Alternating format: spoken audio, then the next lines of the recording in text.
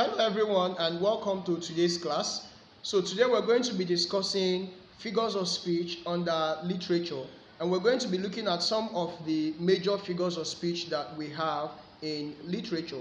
When we talk about figures of speech are simply literary devices or literary techniques that writers use to spice up their work.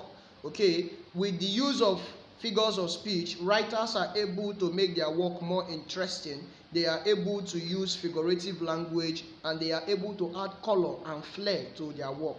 Alright, so some of the major figures of speech we have in literature include metaphor, simile, oxymoron, personification, apostrophe, and so on and so forth. So let's look at metaphor. Metaphor can be defined as a figure of speech which compares the quality of two things of different classes by referring to one as the other. Metaphor is a figure of comparison, and in metaphor you are talking about the qualities of two things that belong to two different classes by referring to one as the other. A good example: Obi is a dove. Okay, Obi is a human being, dove is an animal.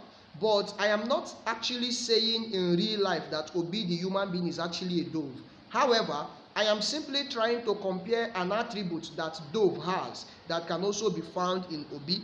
A dove is a peaceful animal. A dove is known for peacefulness, a very calm and gentle animal, a very calm and gentle bird. It could be that Obi is also a peace-loving person, and because he's peace-loving, I call him a dove, not because he's an animal, but because of his peaceful nature. So you see that instead of saying something like Obi is like a dove, I went ahead and called Obi a dove. Therefore, we say that metaphor is a figure of speech which compares the qualities of two things of different classes by referring to one as the other.